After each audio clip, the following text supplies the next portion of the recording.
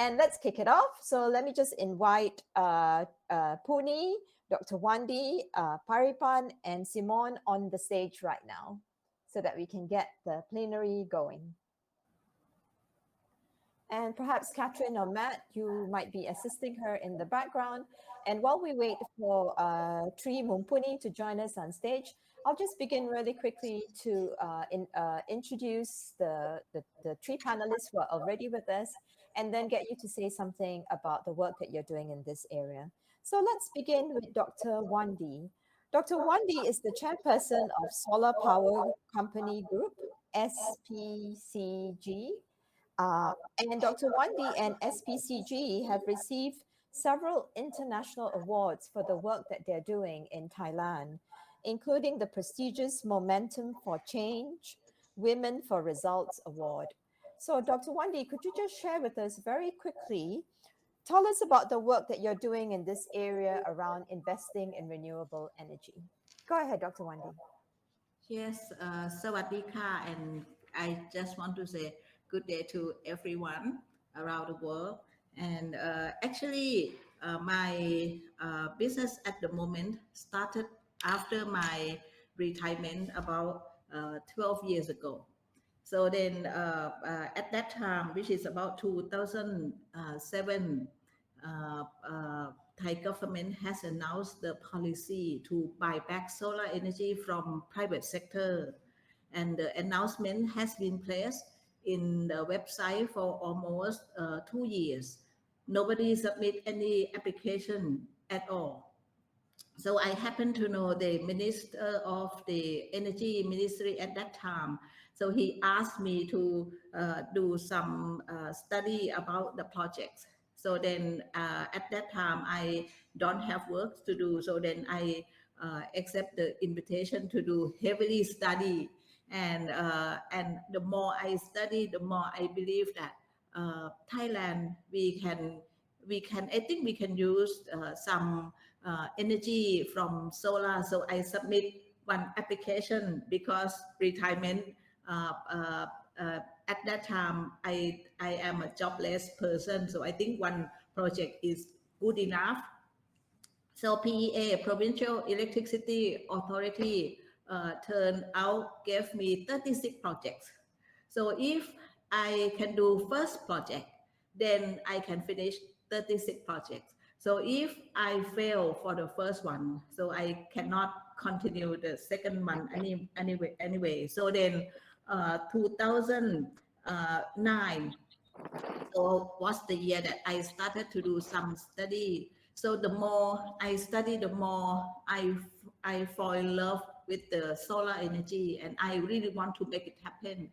So I believe that solar energy is clean, is endless, and is the future energy for humankind in the world.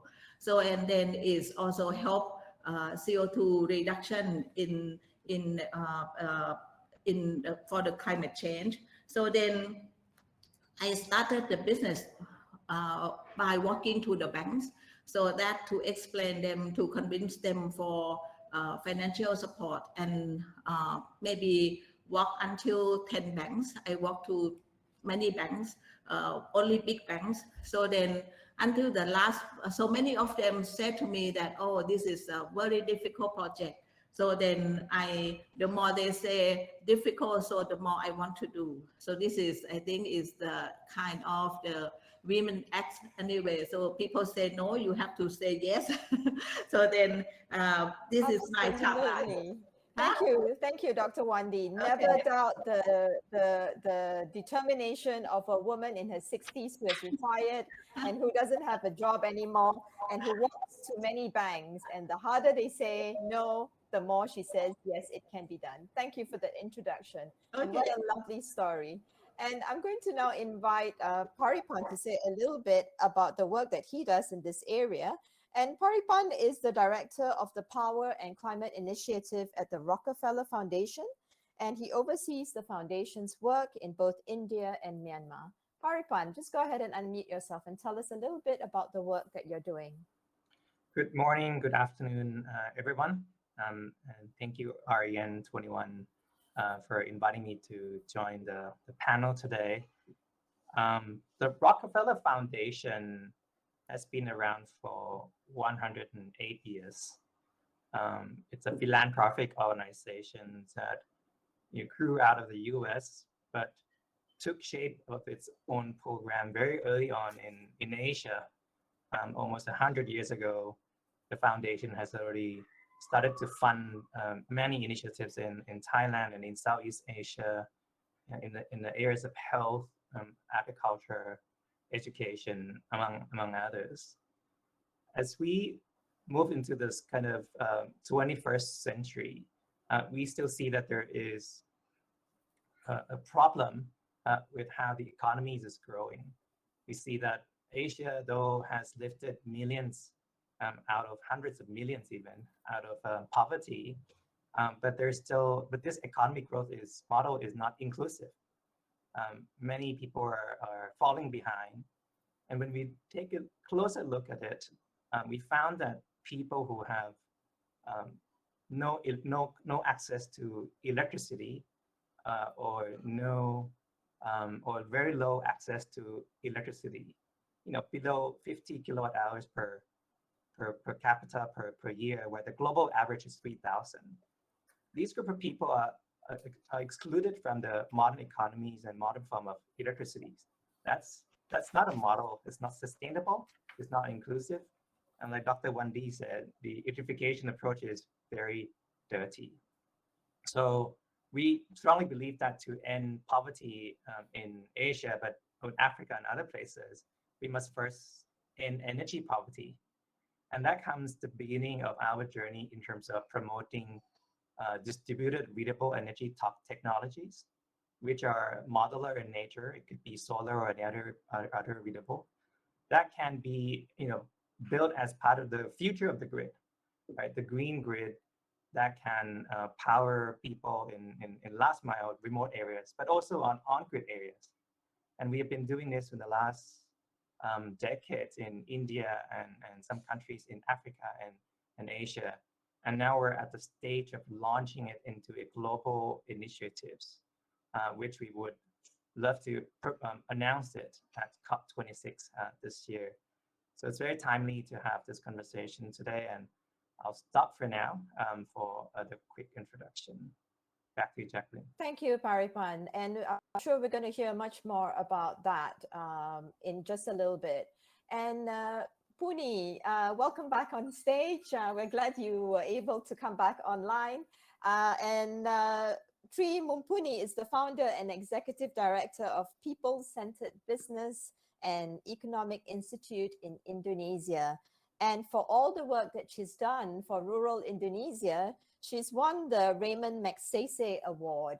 So Puni, please go ahead and say a little bit about the work that you're doing in this area. Thank you everyone. I'm glad I can connect this again. Well, IBEKA actually has been in operation for the last 13 years, and we are concentrating on sending renewable energy to the very remote area of Indonesia. And what we do is actually making two schemes of electrification for rural people.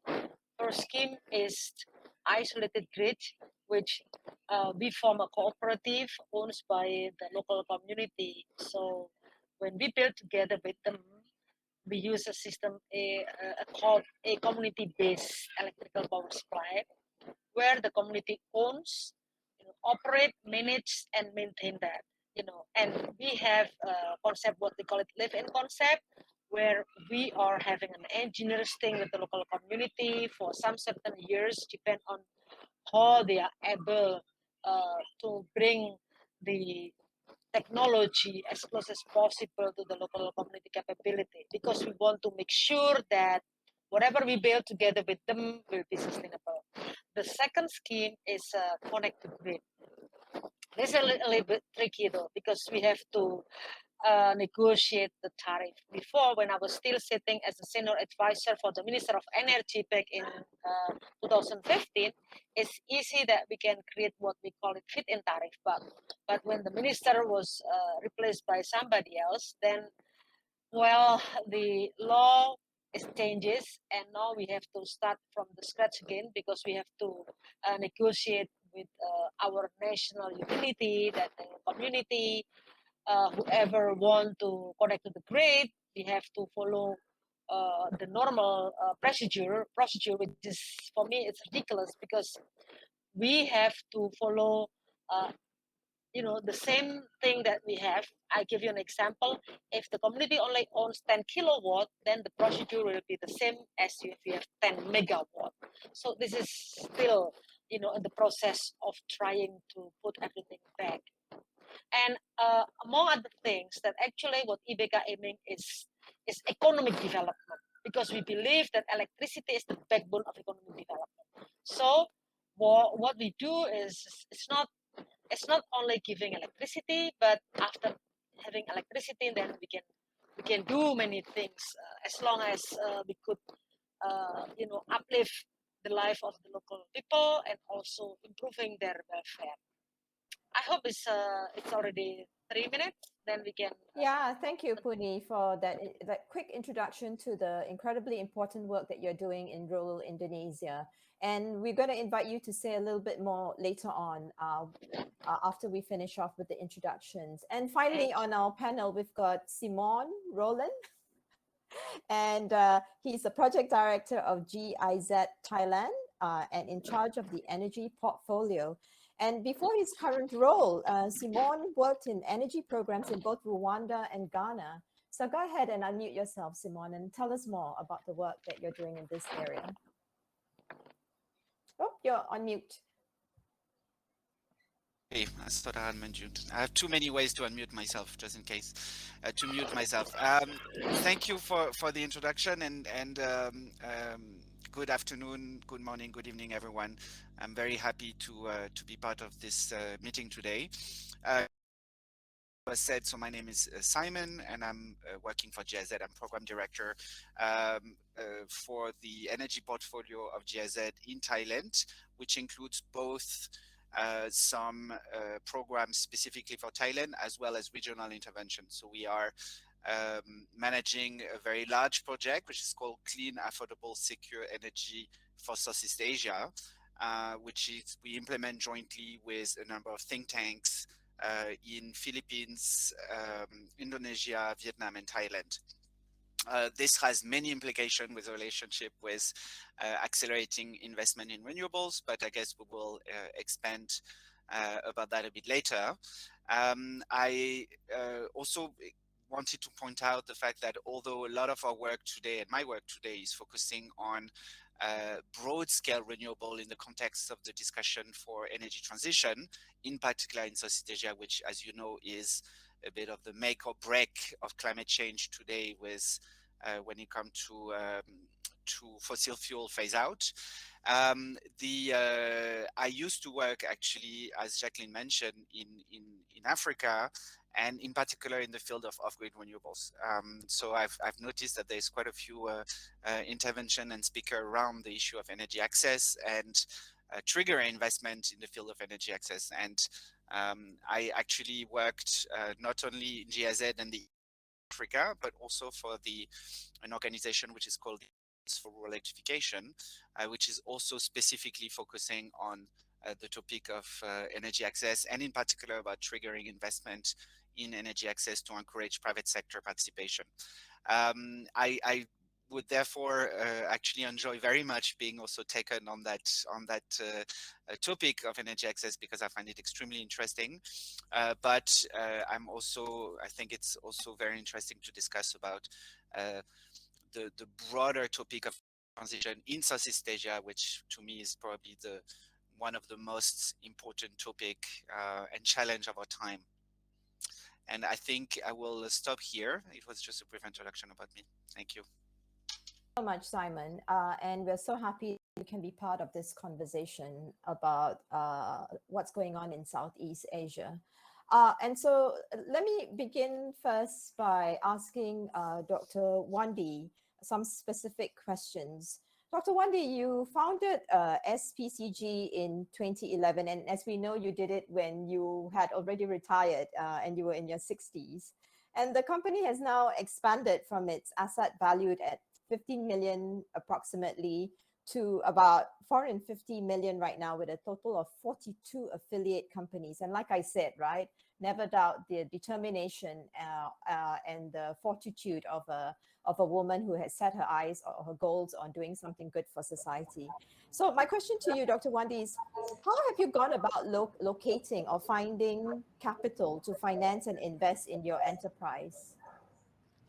So, okay, so I just want to continue my introduction, and my first equity that I got for to develop the first project by selling my house at that time, because it was so difficult to convince people to invest in the first solar project, because nobody believed in solar project at that time. So then the first project cost actually about 700 million baht at that time, 700 million baht. So, and the equity ratio, DE ratio for the first project was 60-40. So I need to look for the amount of 280 million baht for my first equity. So then nobody believed in the project for the equity, and also no banks believe in the project for project financing the first solar project at that time. So then, as I said before, that I walked to many banks until the last bank, and at that time their color is green. So then I said to the president, if the president don't lend me the money, so you have to go change the color of the bank because my project is green. So then I get the chance to present how much I believe in solar energy. So it was Kasikorn Thai, the first bank, and so many questions from technical team, so many questions from insurance company, legal teams, and also final is financial advisor. So then I was be able to convince the president to support for the first project with the DE ratio of 60-40, and the first project cost about 630 million baht at that time. So actually, I still remember my first commercial operation date for the first solar project on April 21st, 2010. So then the site in Korat, which is about 300 kilometers from Bangkok, and the bank said to me, so that we have to wait for 6 months to do evaluation, and we don't have a proper monitoring at that time because no proper internet. So then I have to call my solar farm every early morning, late morning, afternoon. So then if rainfall in Korat, I can feel cold in Bangkok. So then because of if the project, the first project success, so then I can continue for the second project. If the first project fail, so means that I have to sell more of the asset to pay back to the banks. So then, but the result was so good, actually is better than banks' expectation, about 30%. So then that's make a big change to solar energy in Thailand. So then K-Bank, Kasikorn Bank helped by being loan lead arranger, getting another 7 banks to continuing support another 35 projects. And we have the International Finance Corporation from World Bank also supporting, being investor in the first 4 projects, and also financier for some of the projects that we started for the first 4-5 projects. And we complete 36 projects in 2014, about 2014. And my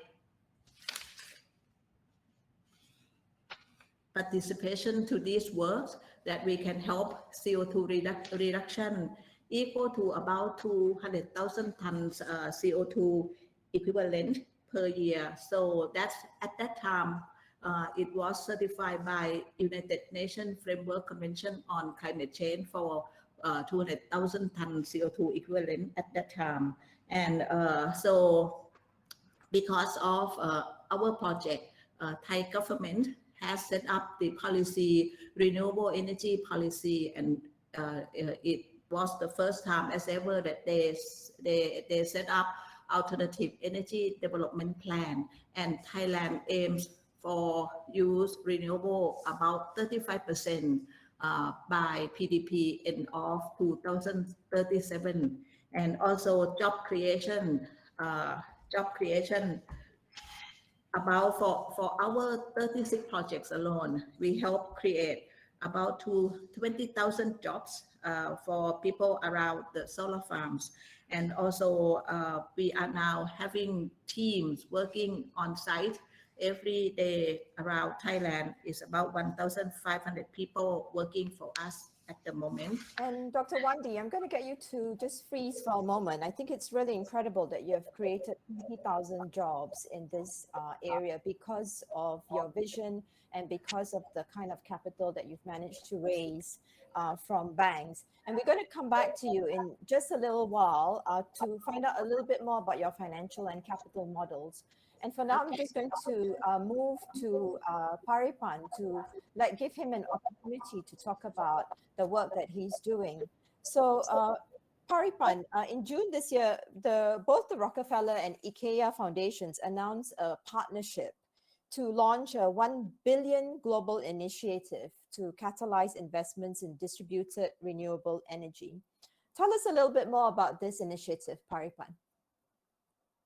So as a foundation, we could use our funding as grant, but also for financing. So I can hear Dr. Wandee talked about the banks not believing in the renewable energy sector 20 years ago, and I think today they're still reluctant for many projects. When we think about the distributed renewable energy projects, financing becomes much harder than larger scale utility projects. But we see the potential for using distributed renewable energy technologies to provide access for weak grid areas, but also for on-grid and off-grid areas.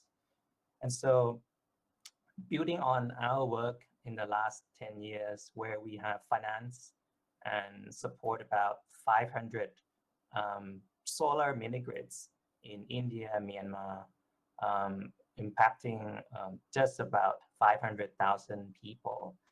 This model is going to scale. We know large utilities, oil and gas companies are jumping in and even taking equity and risk in these projects, but still not fast enough. So what we're doing is we talked to IBEKA Foundation, and we decided to do this together.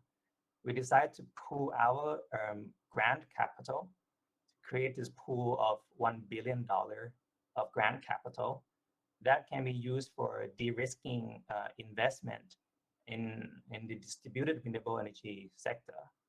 And this, I mean, what's really, I think, interesting about this is that we're not only looking at 30 or 50 kilowatt systems. The range of that system is going up. And so we're now evaluating projects that can be as large as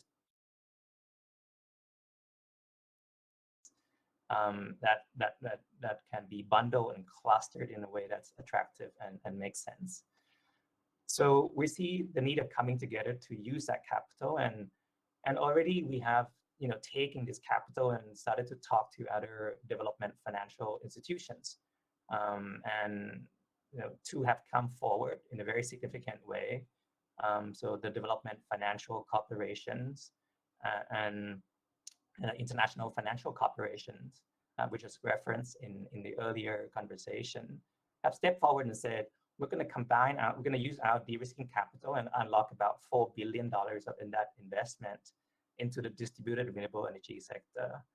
And you might be asking, where are the projects? We just started. So the first global call for proposal was launched by Development Finance Corporation just a couple of months ago. And now we're together with the US DFC are evaluating some of those projects. Many of which are actually coming from Asia, and that's very exciting to see that coming together. But to think about this, financing is not the only silver bullet for promoting the energy sector. You need other players to come along, and so we, beyond sort of looking at the blended capital approach, we also work with governments because governments is a very important player to make sure that there's a role for distributed renewable energy sector as part of the overall national electrification plan, and that moved away from the dirty fossil fuel, the conventional approach of electrification, centralized grids, which is something that's been done in the past. So with advanced technologies, we're convincing, and it's very clear now that many governments and head of states are convinced that DRE can play a significant role in electrifying rural electrifications. Last night, we were part of the roundtable, bringing together head of states and ministers in energy as a side event around the UNGA, and many have confirmed support for the distributed renewable energy sector, and that's very exciting to hear of that partnership. And so also on lastly, I think the policy, the government commitment, and the financing, even if all these pieces are there, without the power companies that have the vision for scale and share same vision for impact, isn't going to be feasible. And so we're continue to evaluate companies that wanted to get into the space, not just to do like 5 or 10 power plants, but ones that wanted to do hundreds and thousands. We have a relationship with Tata Power, for example, in India, where Tata Power, which is one of the largest power producer in India, wanted to do 10,000 mini-grids in India alone. And it's this kind of partnership together with smaller company and mid-sized companies that wanted to build several hundreds and thousands of mini-grids in the market to really meet the energy access demand and increasing demand in rural areas. That's where we will be supporting. Thank you. Thank you for raising those really important points about how financing is not the only silver bullet, and for the need for scale and partnerships. I'm going to go next with Simon. And Simon, GIZ is one of the most influential organizations in terms of mobilizing renewable energy and energy transition in Southeast Asia. Would you share with us what is GIZ's and the German Technical Cooperation's approach when you facilitate and enable investments to accelerate energy transition in Southeast Asia? So what kind of approach is the approach that you use? And go ahead and unmute yourself in the way that works best for you. Yes, there you yes. go. Thank you for the question, which is very broad and very complex, and I'm afraid I can only scratch the surface of the work, the very complex and diverse work that GIZ is doing all over the region. I think the main objective of GIZ is to, first of all, GIZ is not a funder. GIZ works with the funding of the German government, of other important stakeholders, private, public, the EU, the UN, USAID, and so on, and focuses on implemented the projects that are basically commissioned to us. We also, in some cases, we actually do provide funding, but those remain relatively original and rather rare. the core aspect of GIZ is to implement the technical cooperation mandate, which is discussed between government most of the time. So namely between for example, the German Ministry of Environment and the Thai Ministry of Environment, or the Indonesian Ministry of Environment, and so on. And so under that umbrella of government to government cooperation, GIZ is often tasked to support the local government, mainly in creating the enabling condition which will allow government, which will allow investment from either private or public to actually happen. And this can take, I mean, basically every project, every initiative, every measure of implemented by GIZ worldwide kind of fit into that objective. We work, for example, in Thailand on the development of online planning tools which are accessible to provincial energy officials for them to analyze the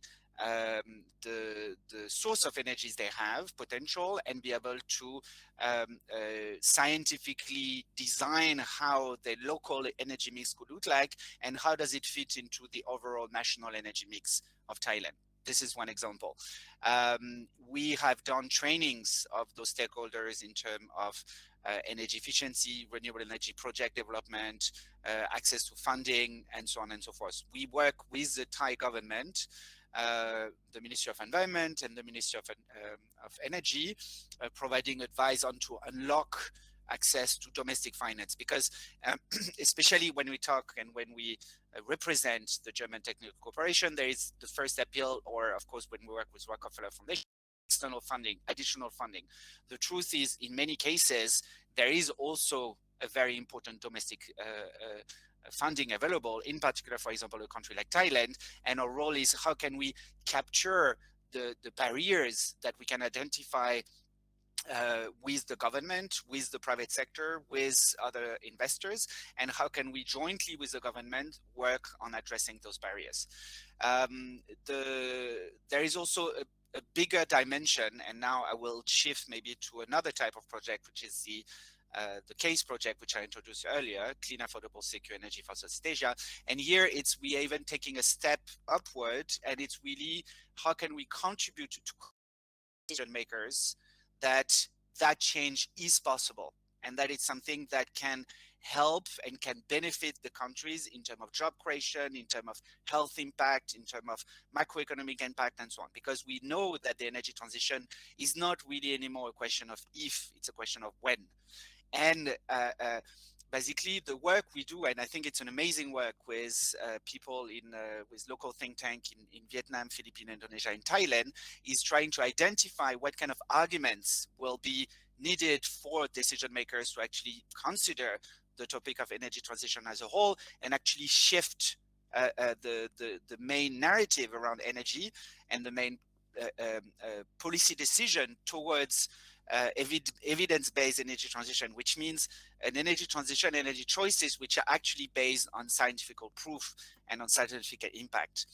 And this is extremely fascinating, because we can do a lot of the work on PPA, on regulatory framework, on investment, de-risking investment, and so on, and all those works are essential. But until decision makers actually take the firm step to say, we want to bet on the energy transition and we want to massively invest and direct our efforts toward that particular technical setup because of climate change, but also because many other positive impact, then things will not necessarily change. So that's another way GIZ contributes to this, but we could talk a lot about the different type of intervention. Thank you, Simon, for that very, very useful introduction and explanation of the kind of approaches that GIZ uses. And we're going to turn now to Puni, who unfortunately had some technical difficulties just now. So we're so glad, Puni, that you're back with us. And Puni, you have dedicated your life to creating economic incentives and financing programs to unlock the power of hydro for rural Indonesia. And in fact, you've been involved in the development of hydropower electricity for more than 500,000 people in Indonesia. My question to you is, how did you find financing for your micro hydro projects for marginalized communities? Thank you, Jackie. This is very interesting. But as you may understand, that I've never been in touch with any private entity having big financial sources. But we're so lucky that we always having somebody who come to us and asking discussion, because we think that our approach, our system and skill that we develop is Puni, sebentar ya. Could you just lift your microphone higher because it's a bit faint? This one? Yeah. Let's Okay. try that again. Yeah. Oh, thank you. Sorry. Well, actually, as I mentioned before, we never really invite the private sector to join in, and we have been trying very hard to attract the private sector. But this is a bit, for me, it's unbelievable. But what we do mostly is finding somebody nice, somebody good that we can talk and discuss. And then people do, for me, those who has, in my opinion, has a big heart to channeling us with any resources. So mostly we have coming from donor, but also coming from Zulfan, coming from those people who are interested and putting some investment on people who are the thinking is really underprivileged. Because what we do is mostly coming to very, very remote area of Indonesia where there's no evidence that people will come to fight, discuss. That is it. And also the same thing in the Philippines. We electrify one tiny island called the island. And definitely we can approach donors that are interested in really giving attention to those very underprivileged communities. And the same thing also when we give training for the engineering in Rwanda, because we want Rwanda to have their capability.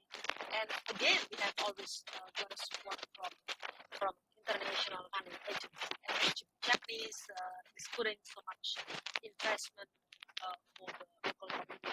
This is investment in terms of having a very long-term investment that they don't expect that is can be monetized. This is most likely only on the investment. Yeah. Thank you, Puni, and thank you to all of the panelists who have come together to share your stories of the kind of work that you do, the kinds of challenges that you experience, your thoughts about what needs to happen next for us to accelerate renewable energy investments in Southeast Asia. And we have come, unfortunately, to the end of the time that we have for this panel discussion. We want to now encourage and invite participants, attendees, to go back to their tables, and that's going to happen automatically for you, so you don't need to do anything at the moment. And what we want you to do is to go back to your tables, and at your tables, remember that there are several ways in which you can interact with each other. You could use the chat, you can turn on your videos, you can certainly turn on your audio to be speaking to each other, and just share with each other what was your main takeaway from the panel discussion, and what questions do you have for the panelists?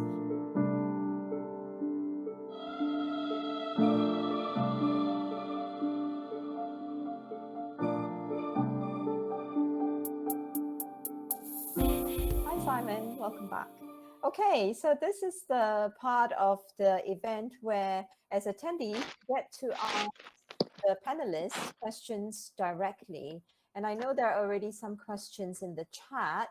And I'm hoping that from your table discussions, you might have other questions. So please go ahead and pop that into the Q&A chat box so that we try and go through as many questions as we can. And could I invite Dr. Wandee to turn on her camera so that she can also join us on stage? Good. Okay. Welcome back to the four panelists. And let's have a look at the questions that we have. So we've got a question, Dr. Wandee, for you. And the question is, from your experience, what is needed to scale up and accelerate investment? And what are the key barriers for investors to engage? Dr. Wandee. And just unmuting yourself so you can answer that. Yeah, can you hear me well? We can hear you well. Yeah. Okay, good.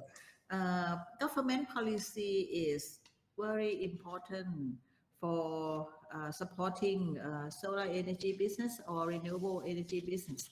And as Khun Simon mentioned, energy transition is also critical. We are now moving from conventional to renewable.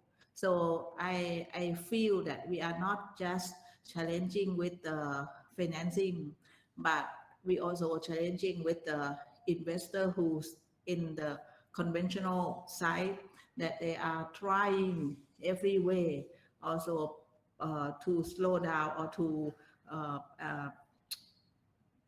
not, I just don't want to say that is they are not supporting renewable. So energy transition, that we have to make people around the world notice that the world is not just for our generation, but it's also for our next generation, and we have to save this planet for our future generation, next generation.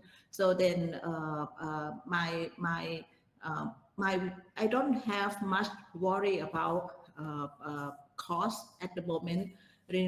Solar energy cost, we can compete with the conventional. It's not a question of that. We actually, solar energy at the moment don't need any subsidies from the government, but we clearly need a very good policy, a continuing policy, and not just the government, but from every stakeholders to supporting the renewable energy to be more and more for the future. My mic is off. There you go, much better. Okay, and I'm just wondering whether Puni or Pariphan or even Simon, you'd like to also respond to that question. You know, what is needed to scale up and accelerate investment? And who would like to take on? Simon, I see you've unmuted yourself. Go ahead. Aha, so I didn't even have to. No, you didn't have to do that extra work, Simon. I think, I mean, the Wandee, Dr. Wandee really nailed it. I mean, it's really one of the key aspects is a predictable, open regulatory framework to attract investment. And I don't think it's rocket science. There is investment, technical, regulatory aspect, and so on are always kind of and capacity, the 3-4 in off-grid, in mini-grids, in distributed renewables, and so on. But I mean, it's one thing to say it, and it's another thing to put it in place. And I think it's in all the countries, it's really a trickling down of understanding for and a choice, a political choice towards renewables. So from the very high level with setting up ambitious targets when it comes to boosting renewables, because I mean, what we have to and my German colleagues take pleasure to remind me that all the time, because one of the arguments is, but look at Germany, energy transition is ongoing, and look at the price of electricity. And the counter argument to that is the fact that Germany basically financed the energy transition, and it's because the Germans have put such a high feed-in tariff, installed so many systems, that now the price of renewables is actually to go down. So the experience that Germany has is not to a country like Thailand, because now the price of renewables are actually very low. So from the high level target to, I would say the second level is in terms of market thinking, is the centralized vision that a country like Thailand now has, the right setup for private sector investment, for distributed generation, for generation, for leaving space for innovation around storage, around hydrogen, around a bigger integration at the regional level, and so on. I mean, I have my opinion. Maybe I'll keep it for myself for now. And then it trickling down to how do you support solar? How do you support wind? How do you think? And I completely agree. I don't think solar would actually need subsidy, but it would need predictability, and it would need long-term thing, and also working with banks for them to understand. Dr. Wandee, she was really one of the precursor, but now banks know a little bit more, but there's still some reluctance. A small project, big project, are we only focusing on utility scale and so on? So it's actually easy said, but actually much more complex when you're breaking down. But fundamentally, one strong political decision to say, yes, we believe in renewables. We believe that today it is possible to do, and let's not forget energy efficiency. Let's not forget, of course, all the ancillary service that will come with transport, ESS and so on and so forth. So there's such a big potential, but it all starts from, this is our choice. And countries like Denmark, like Germany, like Ireland that have really high share of renewables, it started from that very strong political commitment. And I would say that it's probably easier today for countries in Southeast Asia to do that. You just have to look at the boom of solar in Vietnam, which raised a lot of other questions. But I mean, installing 4 gigawatts, 6 gigawatts of solar in a matter of a few months, I mean, it's gigantic. And this comes from a regulatory framework, from an appeal. And again, I mean, I'm not ignoring the other issues in terms of curtailment, grid integration, and so on, but this is really the reality. And of course, and there's other elements that will come. Like, for example, I talk about curtailment in Vietnam today, the integration of the region will play a dramatic role in having higher share of renewables so that the system can balance one another. This probably would be a place where public money, where international financing organization, ADB, World Bank, but also the states should invest to actually scale up transmission capacity and integrate further the market. One small question, one big answer, and probably could last for 20, 30 more minutes. Thank you, Simon. Thank you. Thank you for sharing your perspective on that question. And we're going to invite an attendee to come on stage in the empty chair to ask your question directly to the panelists.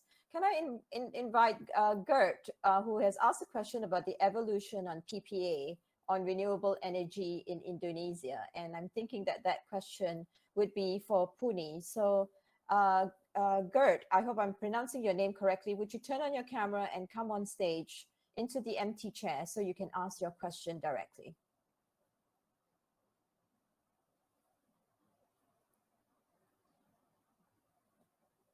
Hi, and are you there with us? So I'm not seeing you just yet. Okay, and just wondering what's going on. And as we wait for Gert to join us on stage, there you go. I was just going to say, hiya. So I was just going to say, I'm just looking at the attendee list. So Geet, if you can raise your hand by using the icon below, I can add you to the stage. There you go. Do you see it up on top, Matt? Yes. So if you now turn your camera on. Then you might need to get off stage because there's yes. such a... Oh yeah, true. Right, sorry folks.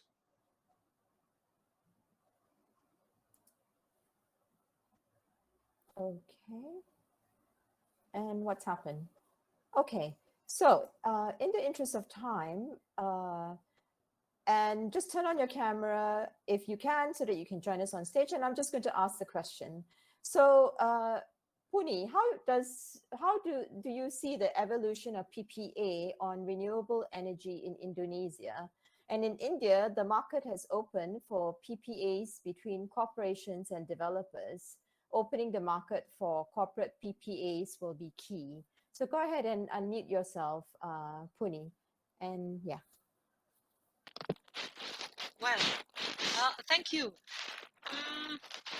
Whenever we talk about PPA, I remember that back in the 90s, I remember I'm the one that wrote a letter to the Director General and also President Director of PLN, our state-owned enterprise, to push them to be able to connect, or to let the small facility that is going to the grid and owned by a local community. Unfortunately, this is very hard. But then we have a very good solution when we have a fit and tariff. As I told you before, I always talk this in front of the whole Indonesian parliament or the whole Indonesian policy maker. I'm telling that Indonesian is, really consistent and the inconsistency on renewable energy PPA. Because before it's easy that if we have only feed-in tariff, so whoever who has that can just put in, their energy to the grid. But now we need another negotiation. So nowadays in the parliament, we're still waiting for the new regulation law on renewable energy. Even though I heard that the parliament members already approved, but still it's not giving so much space for the community to have that renewable energy to be able to go to the grid. But they are giving big, huge chance for them. It's the right time, especially big projects. Thank you. I hope it's answering.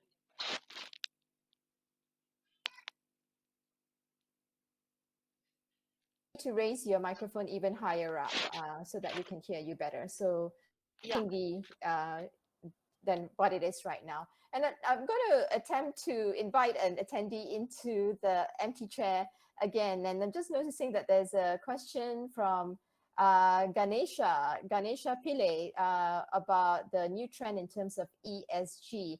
And if you would just raise your hand, Ganesha, and turn on your, that's right, if you raise your hand, Matt will give you a new status, and then you need to turn on your cameras and you will come on stage.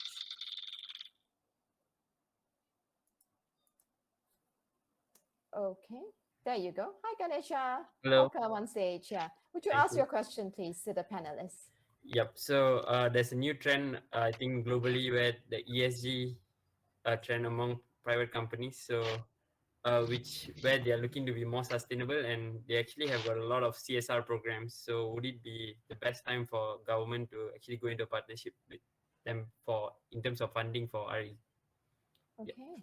Thank you, Ganesha. And Pariphan, do you think that's a question that you could take? No? Okay. And either Simon or Dr. Wandee or Puni, is that a question you could take? Simon. Oh, okay. Go ahead, Puni first and then Simon. Yeah.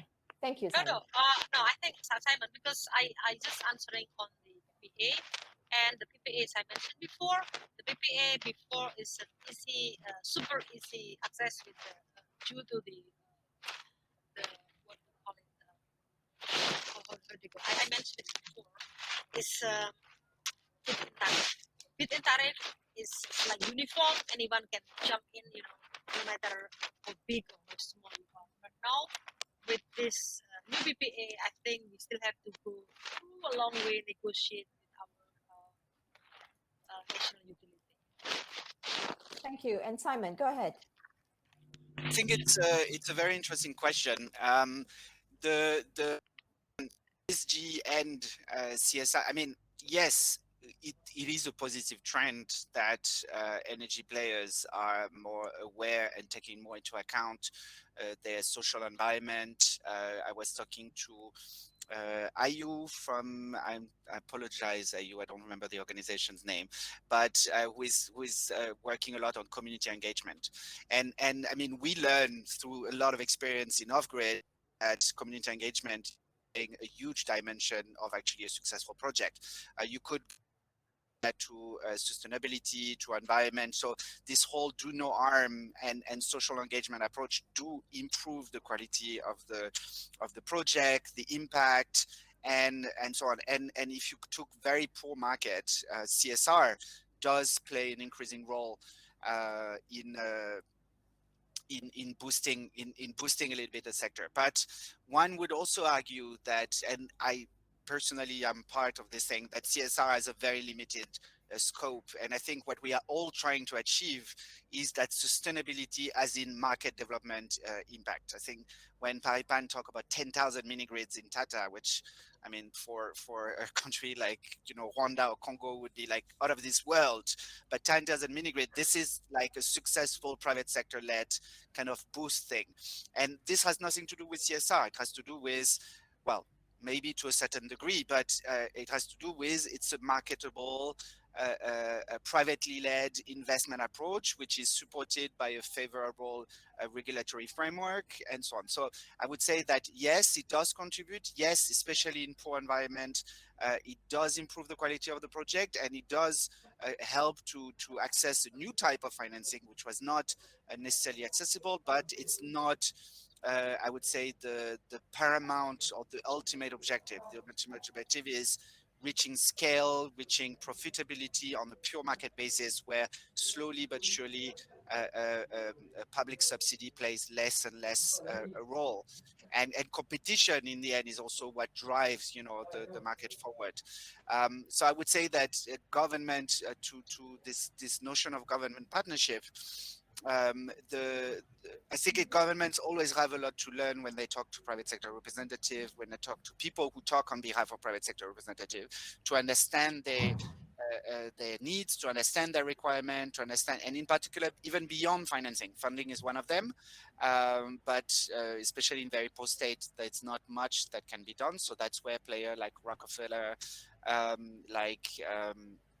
IFI, institutional donors come into play, but a lot can be done with the regulatory supporting that policy environment. And I would say that's more the partnership I would have in mind rather than solely on the funding for the private sector. But of course, all good wills are better will. Agreed. Thank you, Simon. Thank you, Ganesha. And if you could just turn off your camera, you'll get off the stage. Nice. Okay. Thank you. And we've got a question for Dr. Wandee, and I don't know who it's from because I don't see a name. And also, the question is, from your experience, what is needed to scale up and accelerate investment? And what are the key barriers for investors to engage? Actually, there are two groups of the investors to invest in such kind of the green projects. Number one, the investor who really love to save the world, right? To help the to make a better world for our next generation, which is, for example, like World Bank, like GIZ, who has the office here, trying to promoting, even you are not investor. But the second group that they are talking about return, they are talking about project IRR, they're talking about EIRR. So and then so then we have to meet with these two groups and we have to work with them. And for the financial like banks or financial institute, they are able to finance because of the project is considering feasible. And so when we talk on the screen like this, we can talk about many good things, but when we have the meeting, so then we have to show them that we are able to pay back, we are able to manage the business, and we are able to cover all the risks. So then I even used to answer for insurance company because we have to have the insurance advisor for the projects.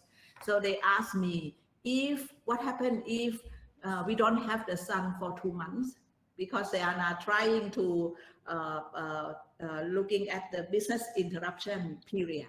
And so then I said, if we don't have the sun for 2 months, I don't think none of us here will be existing on earth anymore. So but we still have to answer them. So we have to prepare a very good answer to these financier and advisor. So then two things, a good return and for financial numbers and also risk covering for every point that they concern.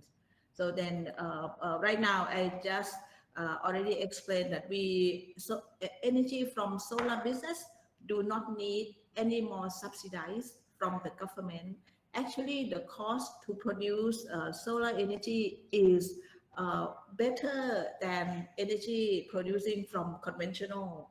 For example, solar generated distributed generation, we used to have a lot of problem like Indonesia. Indonesia have so many islands, so very difficult to get energy access to people. But Thailand now we have 99.5% energy accessibility to people. So only 0.5% left on top of the mountain or around the island. But investor, financiers only interest in risk and return.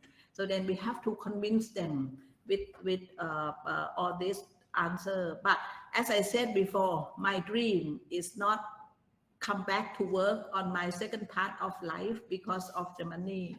I want to make the solar happen in this country, and I'm so much believe in climate change, and I think that my last part of works, I really want to do something for the world and for my next generation. Thank you, Dr. Wandee. And we also hope that you don't need to come back in the next lifetime in order to do this work. We hope that it is successful in this lifetime. And I seriously believe you do deserve a break after all that you have done to address the climate emergency. And I'm just going to invite Pariphan to turn on his microphone right now so that we also benefit from your perspective. I'm just going to ask you a pretty general, straightforward question. What kinds of opportunities do you see going forward in terms of how we can accelerate investments in renewable energy in Southeast Asia, speaking from your expertise and experience? So we have a pretty large program in India with growing size of program in Myanmar. And as we're expanding our footprint into new geographies in Asia, particularly interested in Indonesia, Philippines, and Vietnam, we're trying to see, and we believe there's a huge potential, massive potential for working with assets owners to convert the diesel mini grids into a hybrid system, solar or any other renewable energy sources. As Dr. Wandee mentioned, there are thousands of islands in Indonesia. And these are not small. There are at least 2 gigawatts of diesel generators in Indonesia.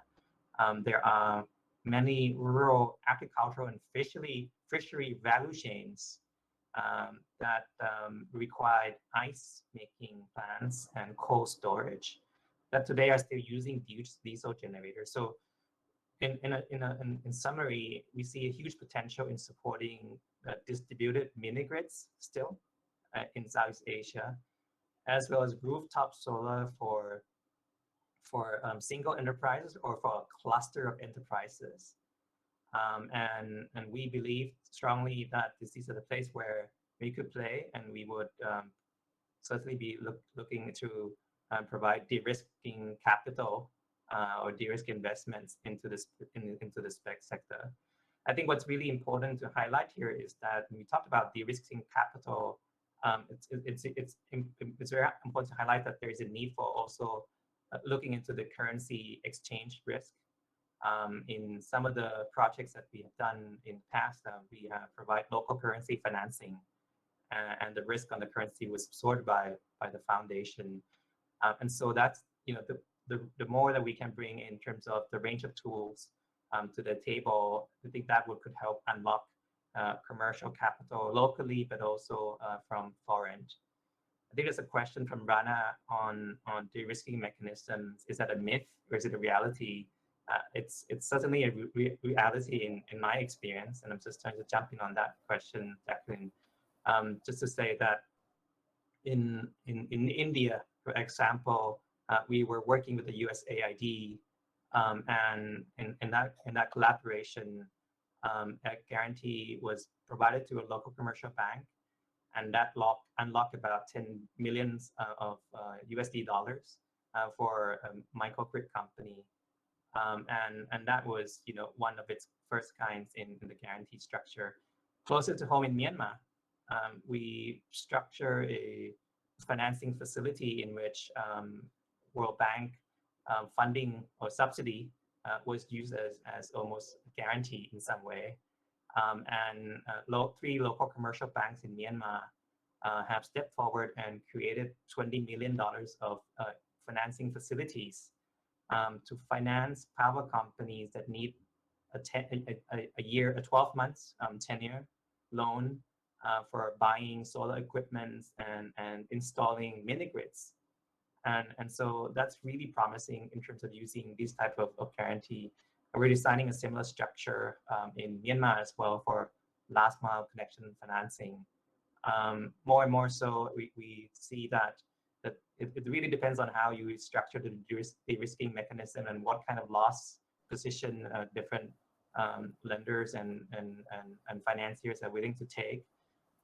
For us, we see the need to really crowd in more resources, and so we would be very much happy to kind of explore the range of possible solution that we can provide to local financial institutions or power companies.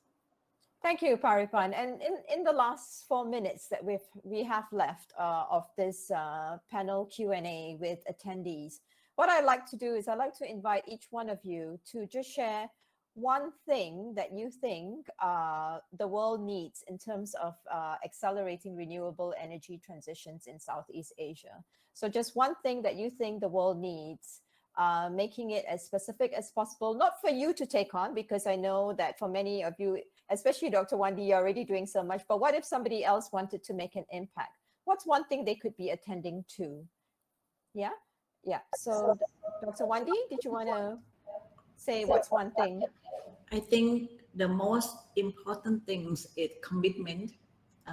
We need every country to commit.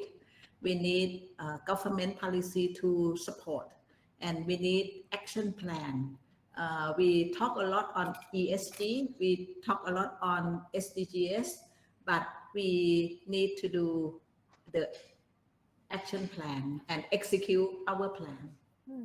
And so commitment, just as Simon said just now, and action plan. And Puni, just unmuting yourself.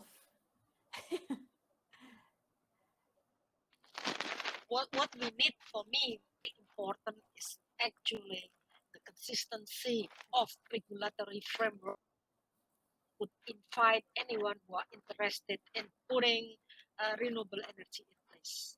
Thank you. Okay, so consistency of the regulatory framework, just so that anybody can enter into the space and know what is expected of them and what's possible and what isn't. And Pariphan, what about you? Certainly, I think there's a great need for generating or originating pipeline of investable and scalable projects for distributed renewable energy sector, but also coming together on the capital provider side, whether it's patient or private or public, and to crowd in and structure investment strategically to finance those projects. Okay. No one can do this on their own. Yeah, no one can do this on their own, right? And many of you have spoken about the need to consolidate and to partner up and to build on those partnerships. And Simon, final words from you.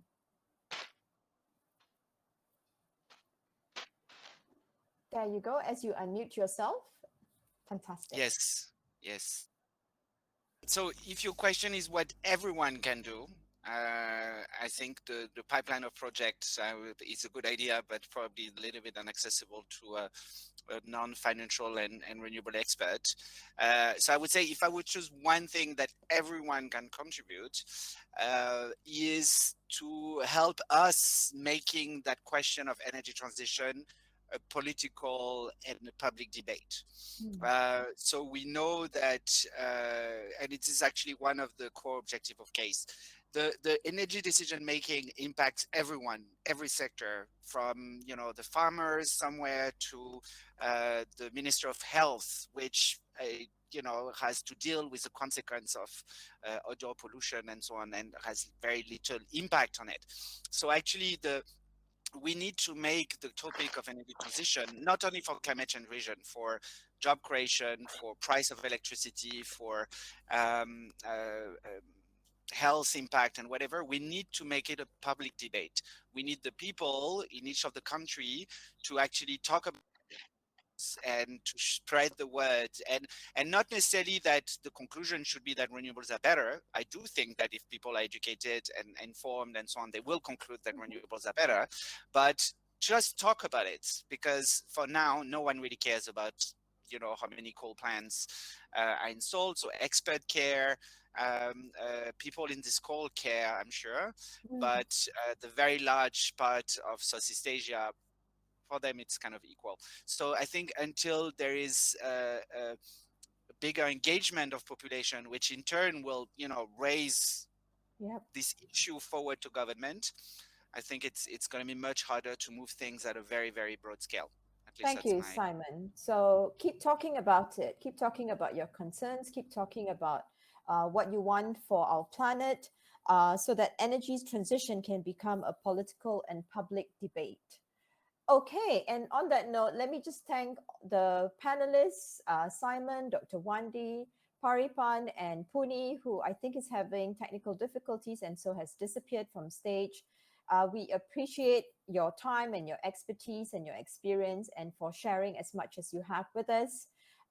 In just a little while, I'm going to invite Rana and Krit back on stage for closing remarks.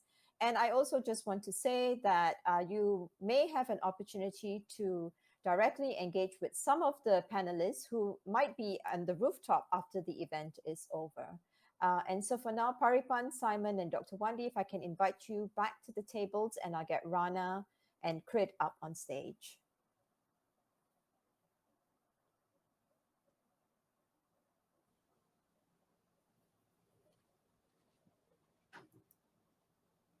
Yeah, thank you very much, Jacqueline.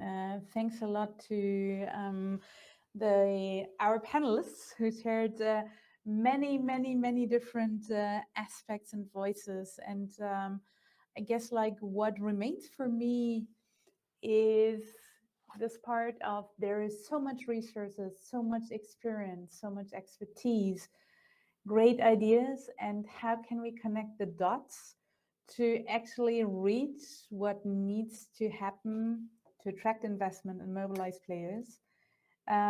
Stable engagement from governments, regulatory frameworks that will allow investors, energy suppliers, energy consumers to really engage and make basically action happen.